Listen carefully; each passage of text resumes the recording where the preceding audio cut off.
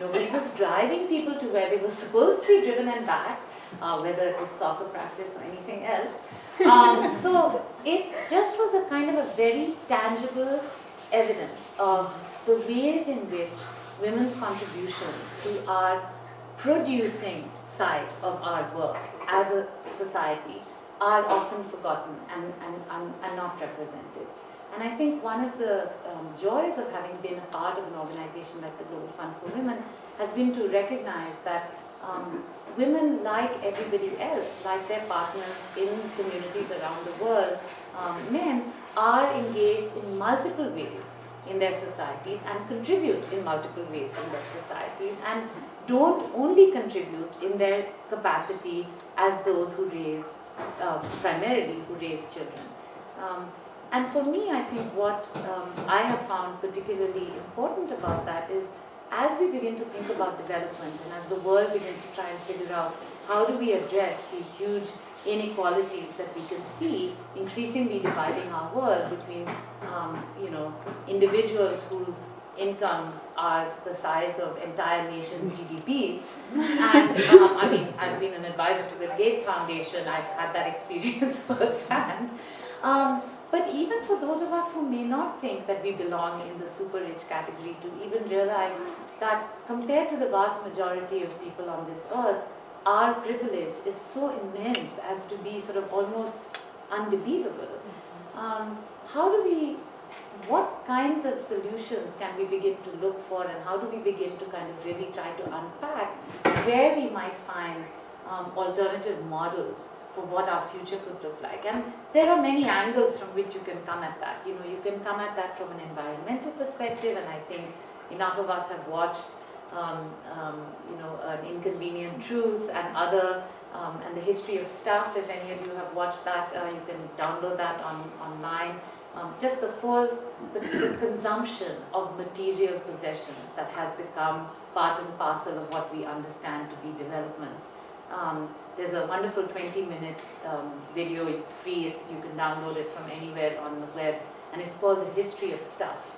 And it talks about just how much we have decided that we need to actually physically own, from our little talismanic iPhones to 1,000 other things. And I think one of the interesting experiences from these 14 years of working at the Global Fund has been just to look at how even in the most poor and deprived communities, women are offering us some very different ways in which to think about their roles as contributors to a broader set of social, economic, and cultural frameworks for us to think about development. And when we started off this afternoon, I had a chance to talk with Tom a little bit. He's studying in Buenos Aires, and was also talking a little bit with my friend Chris from the Castellia board, Kirk from the Castellia board, sorry, and we were talking about the fact that all of us are looking now for different models, also for economic growth, for economic change, for economic development, of a kind that's also going to be sustainable, and of a kind that actually responds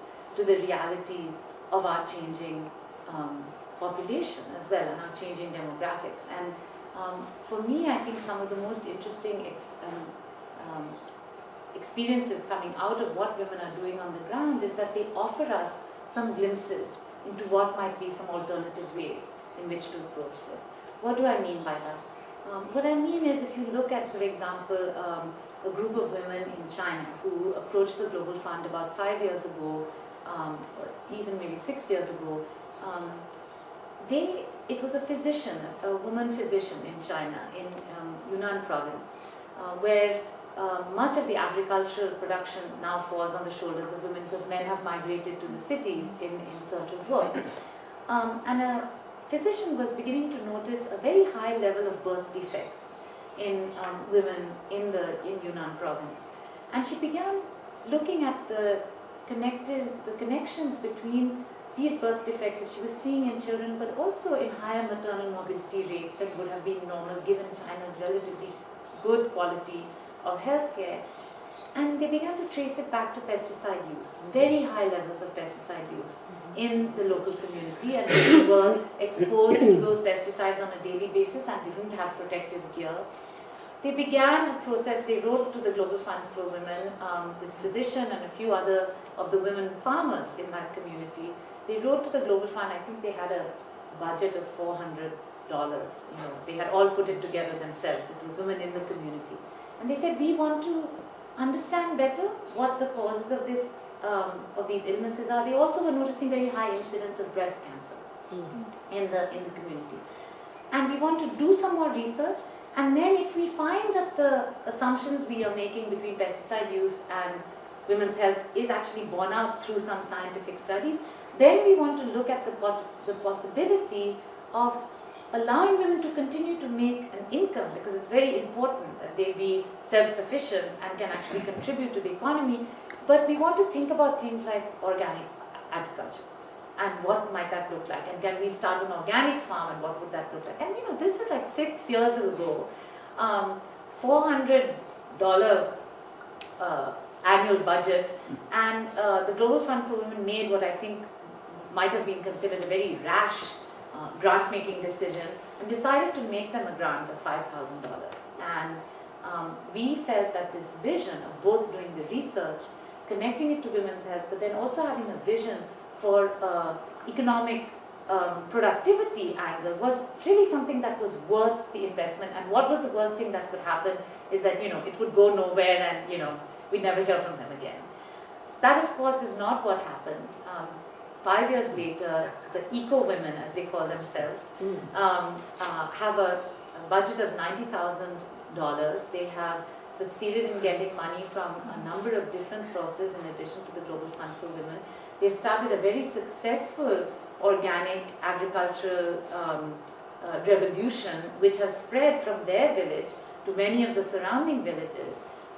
They got Pesticide Action Network to come and do a study on the impact of pesticides. They took that to the Chinese government. They made a case for why there needed to be different ways in which both reduced use of pesticides, using more organic forms, using different versions of, I think they now use vermiculture, and they use alternative bugs to address the issues with agriculture. And they have really become a model in China for a different approach to trying to do successful work. And I share that with you to say that I think that we have an opportunity to hear from many grassroots efforts like this. Another effort that I think you may not connect so much with the notion of women is women in non-traditional occupations. And so women who are being trained to be taxi drivers in Iraq. We just made a grant to a group of women in Iraq and in Nepal, where one of the issues about women being able to go to jobs and to attend jobs is that they are not willing to, they don't drive themselves, and they're not willing to get in a taxi that's driven by a man if they have to go somewhere. So they are willing, they're educated, they have a job in mind, they want to take the job, but they are physically restricted because of conventions and assumptions. Now here are a group of women who often are widows or haven't had any other jobs, two sets of organizations, one in Baghdad, one in Kathmandu, coming together to say, okay, what if we trained women to have special women-only cabs? The women who drove those cabs could make an income. The women who don't have an opportunity to go to places could have an income. And you now have kind of two very nascent efforts of women cab driving services in both of these places. We've had similar experiences with proposals to us helping organize and mobilize women miners in Chile, in Bolivia, in South Africa. So that's kind of on the whole area of kind of getting women into areas where traditional jobs have not actually paid as much. What I found fascinating when I talked to Munira and Shiv